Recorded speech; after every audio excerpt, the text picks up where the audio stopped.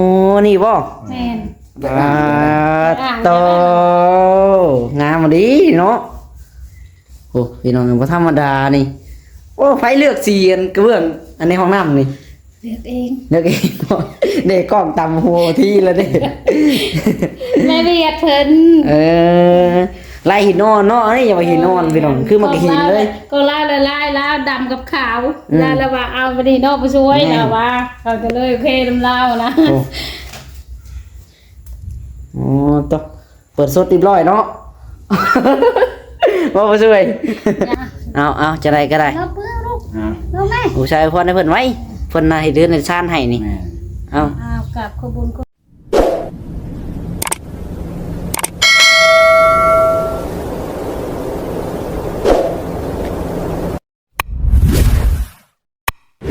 พี่น้องเอ้ยเนาะเปิดภาพบรรยากาศมาพี่น้องเอ้ยเท่าพบพ่อกับทาน้องหลาอีกเด้อพี่น้องเนาะเอาจังไดก็ได้สบายดีและสวัสดีพ่อแม่พี่น้อง FC ที่หักแพงเบิดสุขหูสู่คนพี่น้องเอ้ยพบพ่อกับทาน้องหลาอีกคือเก่าคือเดิมเนาะเพิ่มเติมมื้อนี้พี่น้องเอ้ยสิเข้าไปเบิ่งเฮือนผู้ช่วยนะพี่น้องเนาะอ้ายทาน้องหลาก็ได้พี่น้องบ่ได้พบพ่อกับทาน้องหลาหลายมือพอสมควรพี่น้องเอ้ยน้องหลากราบขอโทษขออภัยในหลายเด้อพี่น้องเอ้ยเพราะว่าช่วงนี้เจอแต่งานหนักๆแน่พี่น้องเอ้ยเนาะเลยบ่ได้ถ่ายฮอตคลิปเลยพี่น้องเอ้ยลุยแต่เวียกแต่งานช่วงนี้พี่น้องทั้งหลายก็ได้เนาะเอามื้อนี้ได้ถือโอกาสมาถ่ายคลิปพี่น้องเอ้ยเนาะส่งท้ายปีเก่าตอนรับปีใหม่พี่น้องเอ้ยจังไดก็อยู่ดีมีแฮงเบิดสุขสุขคนเด้อพี่น้องเด้อเนาะไปลิ้นใส่ทางใดก็ขอให้เล่นเพื่อความมูลซื่นเนาะพี่น้องเนาะจังไรก็ได้มันต้องถ่ายปีเก่าต้อนรับปีใหม่พี่น้องเอ้ยจังไรก็อยู่ดีไม่แห้งประสบทุกคนนั่นแหละพี่น้องเอ้ยไปใส่มาใส่ก็ให้เดินทางตลอดปลอดภัยนะพี่น้องเนาะFC เบิร์ดสุขทุกคนนั่นแหละพี่น้องเอ้ยทางน้องหลาก็ได้มาเมื่อนี้เดียวที่เข้าไม่เบิ้งพี่น้องเอ้ยเพื่อนผู้ช่วยเนาะเข้าไปอัปเดตเบิ้งให้แม่ FC เบิ้งก่อนพี่น้องเอ้ยทางน้องหลาก็ได้มานั่งเปิดคลิปอยู่ในโฮม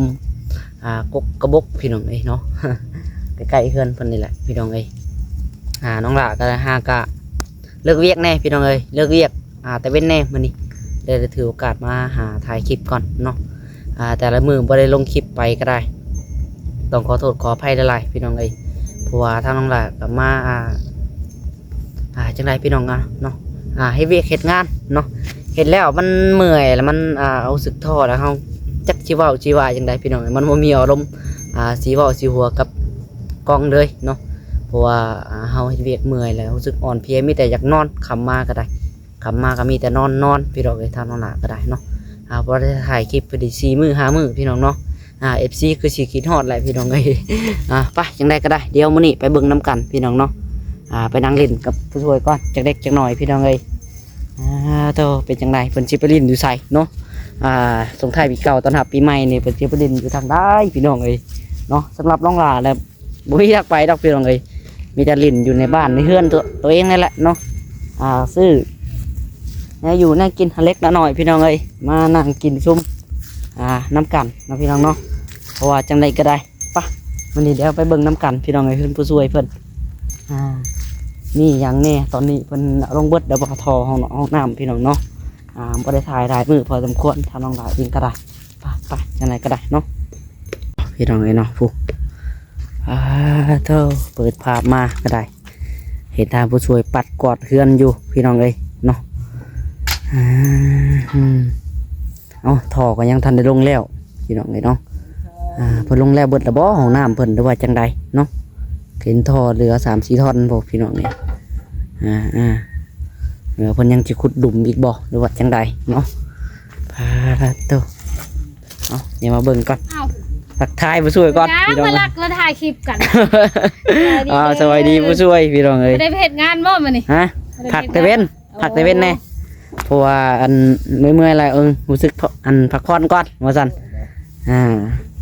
เพราะว่าก็พักผ่อน3 มื้อแล้วบ่สบายถ้าขุดได้โดย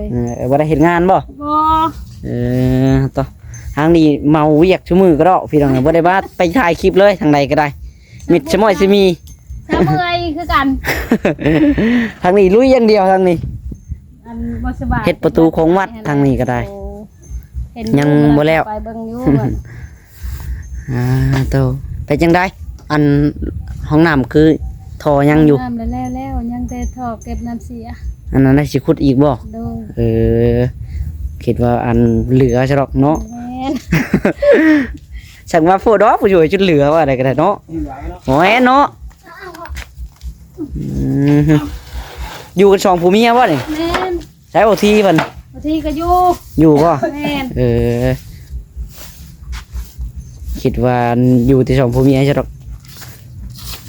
โอทีเพิ่นพักโรงเรียนบ่ เพิ่นบ่สบายคือกันนะกระ เอาแล้ว บ่ เนาะ ให้ลง คิดว่าพักโรงเรียนซะดอกปีใหม่บ่ได้พักบ่ เพิ่นล้มเช้านี้บ่เพิ่นล้มพวกหมู่เพิ่นชุกใส่ผู้สาวนะใส่หมู่เด็กน้อย หยอกกันอะไรเนาะ หยอกว่าชุกเห็นมันยิ่งมาจัดแล้วนี่เพิ่นเลิศแล้วบ่ได้ไปตอนเลย เดี๋ยวได้ผู้สาว ให้แล้วถามแบบจะเป็นหยัง เด็กน้อยก็เด็กน้อยเนาะ หมู่ชุกจะได้ผู้หญิงเพิ่นว่ะว้าวว่ะ หมานก็ได้เนาะ เออ หมู่ก็ได้สิได้เด็กน้อยเนาะ หยอกกันมา สวัสดีจ้า พูดเนาะ พี่น้องเอ้ย แล้วก็สิบอก ห้องน้ำเพิ่นแล้วแล้วได้พี่น้องเอ้ยเนาะ แล้ว ปัด ยัง โธ่ บ่แล้วคักน้องล่ะ ฮะ ยังบ่แล้วคัก ยังบ่ได้เอาคักบ่ ทันแล้วนี่ทันได้ บ่ได้ก่อคุ้งบ่ คุ้งแต่ยังทันได้ก่อนะ เลยจุดก่อนนะ เอาแต่ชำนี้ก่อนเนาะ อาชนีมันก็ คิดว่าสิใส่เป็นสลอกเป็นสลาอัดทวนอยู่ดอก บ่ บ่ได้อัดบ่ บ่ได้อัด ยินดีจะเหลือ บอกก็ยังอยู่เนาะ 60ก้อน พอดีแล้วซะเนาะ เลยว่าเรือก็ยังบ่ทันแล้วเนาะจักเรือเท่าไหร่บ่ทันแล้วดินเลย แล้วแต่ว่าบนเรือโบราณเนาะ ใช้โอทีอ๋อตก ดีแม่ ไอ้ไป หน้าเริ่มไข้แน่แล้วเนาะตะกี้เรืองดีรอพี่น้องเอ้ยนี่เริ่มไข้แน่แล้วเราก็ได้ ไม่ว่าทำอนามัยข้างในเด้อเด้อ เอาไว้หนังเนาะน้องล่ะวันนั้นก็พอแน่มาหนังดินนั้น ได้ฉันจากมักชาไว้ พูดทู่เกินบ่สวยไปมาเนาะไงมันเต้นอยู่บ้านนี่บ่ได้น้อยได้พี่น้องนี่จักแม่จังพุด 4 เมตร บ่ รูมัด สุดเลย 10 10 เมตรบ่ความกว้างมานี่ 10เมตรต่อห้องน้ำกับ จาก ไล่ทางนี้ก็ กว่าแล้ว ฮะ 13บ่ถึง12เนาะ 12 เมตรเนาะ 2 เมตร ปอ ไล่ทางห้องน้ำได้น้องล่ะ ก็ไล่สุดเลยแหละเนาะอยากเบิ่งนี่นะพี่น้องเอ้ยโอ้ มาเราเบิ่ง ลองเบิ่งบ่ โอ้ยบ่เฮ็ดกัดลายมือเนาะ โอ้ยเนาะจังไดก็เลาะให้ชัวร์แล้วเนาะ บ่เห็นเนาะ กัดแล้วบ่ไป คุณแม่MCเพิ่นว่าอย่างนั้นรอแล้วเนาะดีใจนำเพิ่นเด้ ข้างนี้ใช่ก่อคุ้มคือกันบ่ สิก่อคุ้งคือกัน ใช้แผ่นชลาก็บ่ได้ใช้ข้างนี่ ตัวนี้ยังได้แล้ว ยังทันได้แล้วบ่คือว่าเนาะยังทันได้แล้ว เอาคันเลยก็คือว่ากอตัวนี้เลยแล้วก็ใส่ พี่น้องไอ้เนาะ โอ้ไปปะแบบนี้ก็มัน ยังอยู่เนาะแผ่นชลาก็ยังอยู่เนาะยังนี่พี่น้องเอ้ยแลมาเบิ่งข้างหลังแถวนี้นะงามเนาะเข้ากันเลยกับอันนั้นนี่เจ้านี่โอ้งามผู้ไปมาได้อันหลังใหญ่พอสมควรสวยจังพุดไกลพี่น้องเพื่อน โอ้ย บ่ธรรมดา โอ้ผักหญ้าก็ได้เนาะ ขอบคุณผู้ชมก็ชอบล่ะ โอ้ยได้เฮือนหลังใหญ่ก็ยังขาดอย่างหนึงเนาะพ่อช่วยเนาะ ว่าผู้ ไฟฟ้าพี่น้องเอ้ย กัดไปฟ้าแล้วก็ โตมันจำเป็นอะไรรอก็ได้ ก็ใช่น้องดาว โอ้ยได้พี่น้อง บ่ เอ้ย ได้ใส่อยู่ ใส่ก็คือว่าแล้วเนาะบ่คือเฮือนเจ้าของได้พี่น้องเอ้ยอืม มันไม่ผู้ชม ก็ว่าเป็นของตัวเองแหละสบายพี่น้องเนาะ สบายหน่อยเลยพักผ่อนก่อนล่ะ ค่อยเป็นค่อยไป โดยเข้าใจอีหรอกพี่น้องเอ้ยเนาะนี่ก็ได้เข้าใจเป็นจังไรก็ได้ได้อันไผ่ได้บัดจังได้ใดได้บัดนี้เนาะน้ำก็ยังท่าน สูบอยู่ยุกอาบอยู่พี่น้องเอ้ย แบบนี้ก็ได้ยังดอกโอ้ ตู้สำนีถือว่าสุดๆแล้วบ่สวย ขนาดฉันนี่พอแห้งไง ต่อ ก็ดีใจนำเพิ่น เราประมาณเท่าไหร่นี่ฮู้จักอยู่บ่เบิด บ่ฮู้เลย ราคา โอ้ได้น้องหลัง บ่ฮู้บ่คือสิแม่นเบิดหลายแสนเติบอยู่ดอกเนาะ แม่ผู้ใหญ่เพิ่นช่างให้โดยเอาน้ำแม่เวียดเพิ่นมาชงนะ เอาตามเป็นว่าเจ้าข้าวๆเบิ่งเนาะ ว่าผู้ชายช่างแล้วก็ เฮ็ดจำผู้ใหญ่เพิ่นนี่แหละ เคยสิแม่นหลายเติบอยู่เนาะ คิดว่า ทั้งซื้อดินซื้อหยังโอ้บ่ได้ง่ายหลายพี่น้องหลายแสนเติบอยู่ แม่ เพื่อสิได้ซำนี้ก็ได้ เลย แค่ปัญหาตัวเองมันจักสิแม่นชาติใดเนาะ บ่ได้ แล้วเลยแหละ หา พี่น้ เงิ อง นซื้อยาให้ผู้เรืองกับบ่แห้งได้ เออ ชาตินี้บ่มีแล้ว มิดจัดเลยเนาะ ก็ดีใจน้ำเพิ่นป้า เอออ๋อตู้มึงในเฮือนเพิ่นพี่น้องบุญวัฒนาอาดีรอนี่เนาะผู้ตัวไรตัวนี้คือบริแกะบ่จำพุด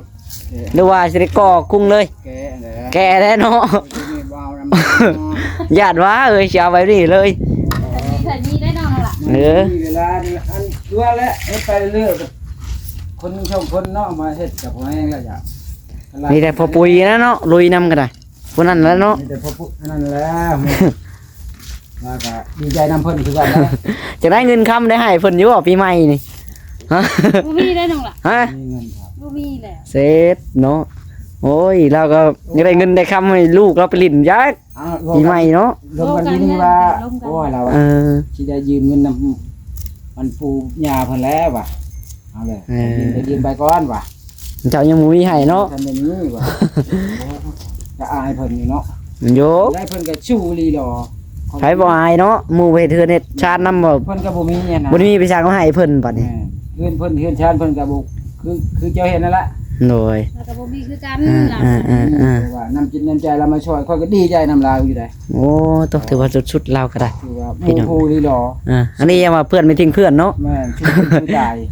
หลานจะเห็นแล้วบอกกะโลห้องน้ำก่อน ยังไหนเนาะ ก็เบิ่งนะ แล้วบ่ พอจักอ่านอย่าได้ ติดแล้วบ่ห้องน้ำน่ะ ติดแล้วยัง เอ แต่พนัง อ จักอ่านบางหลาได้แล้วหลาน เพิ่นครัวได้ยังอยู่ได้แล้วบ่เพิ่นครัวยังอยู่ โดย ได้แต่ห้องน้ำก่อน โดย โอ้ยไปซะส่งกับเบิ่งแม่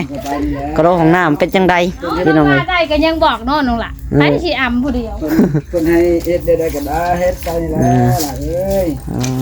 ตะ ผู้ใหญ่เพิ่นก็ตนั้นก็เฮ็ดไป โดย มาเข้ามาเบิ่ง ไป เบิ่งกาพกได้น้องล่ะอยู่ใน โอ้ยบ่เป็นหยังดอกสมกับเฮือนครัวได้เนาะผู้ช่วย แล้วเด้ โอ้ยมันได้แล้วเนาะ โดยแบบนี้แหละ ไว้คือว่าเพิ่นให้แล้วก็เอาไว้แล้วเนาะ โดย บ่ได้ มันสมกับเฮือนครัวเฮาแถมเฮาบ่มีตู้ใส่ มีแต่เตียงมีแต่ยางผมยันเอาไว้นอกผมยันถือว่าแล้ว ครับว่าเฮามีตู้กับข้าวกับข้าวใส่จังว่าแปลนไปอีกเทื่อคือต้องล่าคือกันมันยุ่งมันยะจักอีหยังอีหยาโอ้นี่บ่ แม่น โตงามดีเนาะโอ้พี่น้องบ่ธรรมดานี่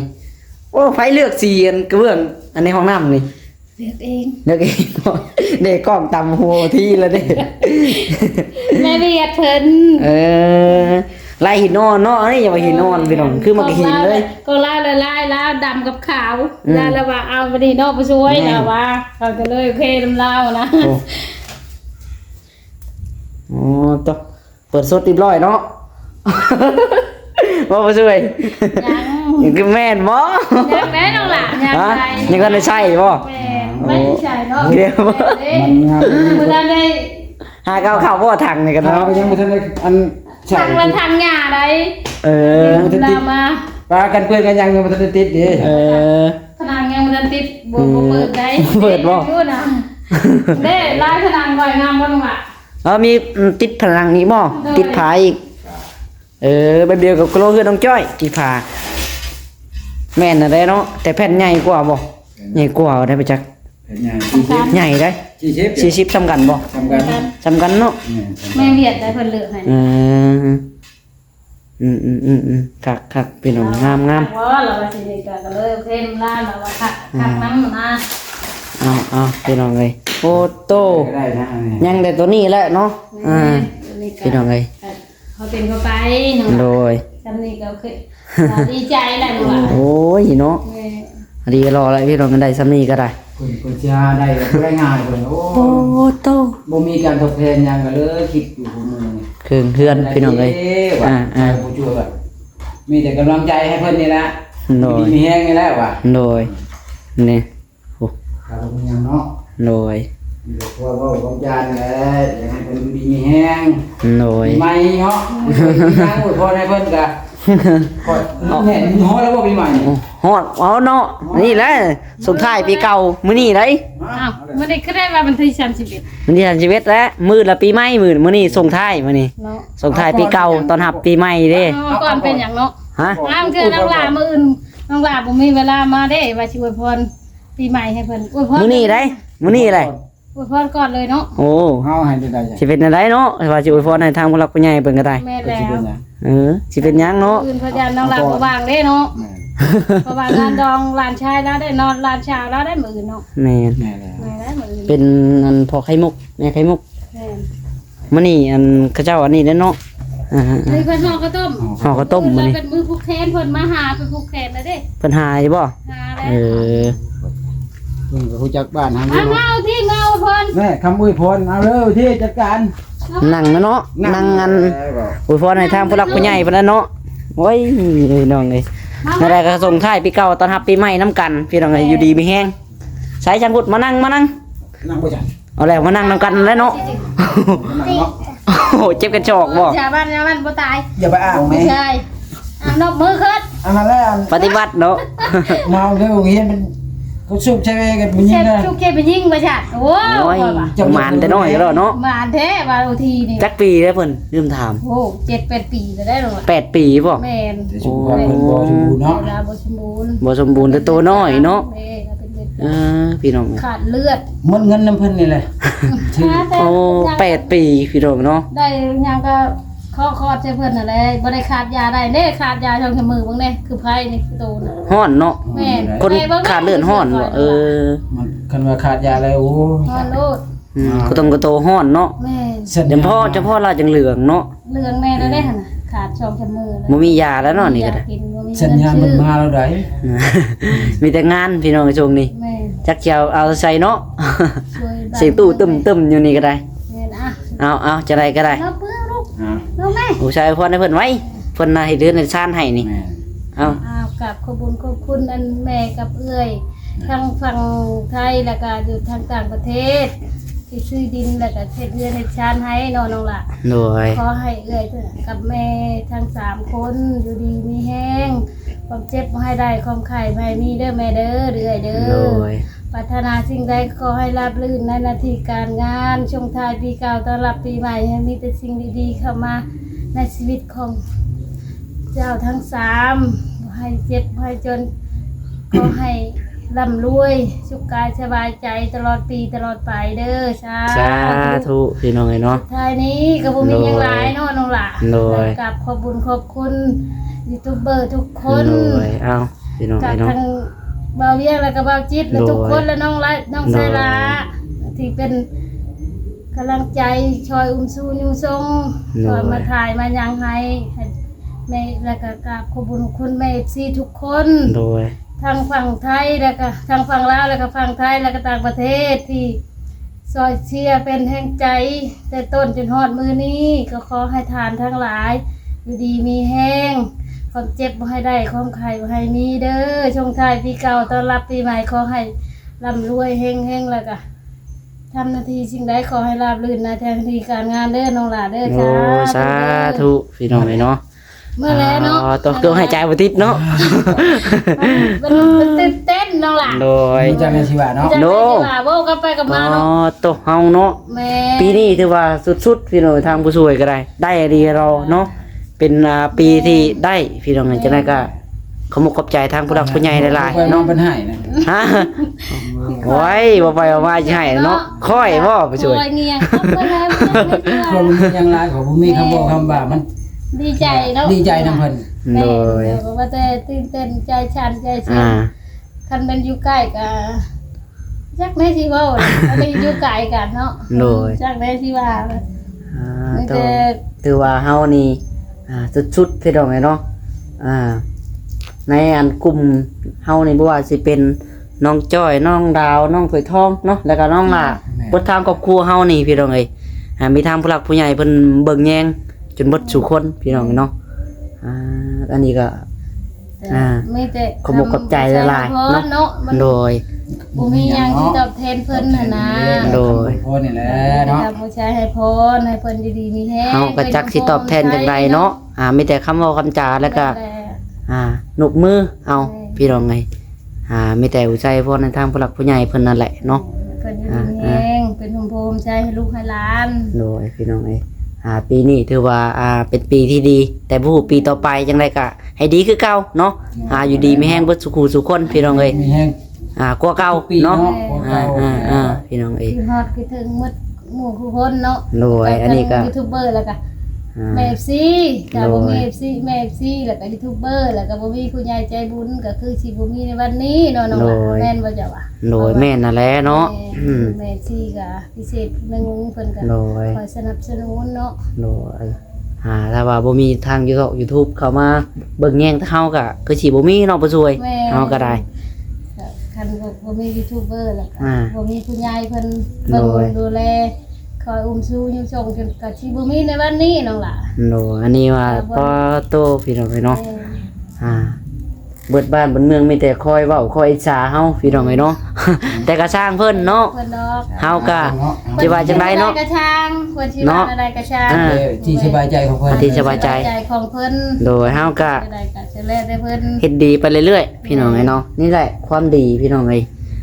เฮาคอยสร้างสาตลอดมาเนาะ สู่ สู่ชีวิตคอยเบิ่งเฮ็ดช่วยเหลือภัยกับเบิ่งไปเบิดเนาะ แม่น ซอยไปพี่น้องเอ้ย แล้วเนาะแต่ละหลังก็ โดยเฮาก็ ผู้หลัง แห้ง เฮ็ดดีไปเรื่อยๆพี่น้องเอ้ มี ย แต่เอาเหืองแห้งนี่แหละซอยเนาะกับบ่มีเด้ฉันก็สิเอาอันนี้กับบ่มีเนาะมีแต่ แฮงซอยกันเฮาเนาะ ความสามัคคี โดยเอาวันนี้พี่น้องเลยโอเควันนี้ก็ได้จังใดก็อยู่ดีไม่แห้งเบิดสุขุสุขคนเนาะขอจบคลิปลาคลิปก่อนพี่น้องเลยเดียวเนาะถ้าทั้งพอมาถ้าว่าทั้งพอสิบ่เข้าเวียกได้ล่ะ ถ้าว่าสิเอาอีกคลิปหนึงพี่น้องนั่งรวมกลุ่มกันเบิดสุคน อยู่ เนาะ เพิ่นเว้าว่า นั่งรวมกลุ่ม เวลาทายนั่งรวมกลุ่มกันกับ สุคน ยายเพิ่นว่า อันนี้ ปีเก่าต้อนรับปีใหม่ เนาะ เพิ่นมา ถ้าว่าปีนี้เป็นปีที่ดีของสุมเฮาเนาะ แม่น ได้เฮือนเบิดสุคนพี่น้องเลยคือว่าน้องดาวก็หากับมาแล้วปีนี้เฮือนซานก็ได้ทางน้องจ้อยก็แล้วปีนี้เนาะ ประเทศหยังน่ะน้องจอยน่ะ จังว่า ข้ว อนามัยเฮือนเพิ่น โอ้ อนามัยเฮือนเพิ่น ทำไมเนาะ ทำไมแยงอย่างแม่ผม อ่า เฮ็ดอยู่ผู้เดียวได้ค่ะนี่บ่มีใครอยู่นำนะ โย่เนาะแล้วก็หักชาแล้วแล้วก็อนา โอ้ มัยแล้ว อนามัยเอาแล้วเนาะ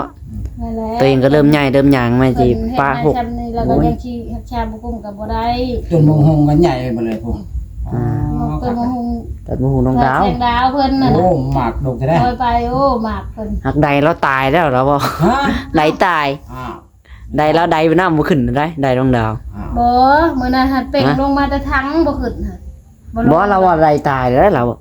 อ้าว ตายก็สิตายเมื่อวานมื้อนี้แหล้วเมื่อก่อนน่ะก็ลามาแอนว่า นั่ง อยากได้แม่คอยเป่งน้ำมันบ่อยากลงเพิ่นว่าคอยว่าจะขึ้นเบิ่งแล้วบ่แม่นน้ำหมดบ่ เขาคิดว่าใดแล้วเราอ่อนข่อยวานเนี่ยว่าใดตายเนาะ โอ้ไหนบ่ เรายืมมันอันยืมกับใดนำน้องจ้อยพดต้นหุงเรา บ่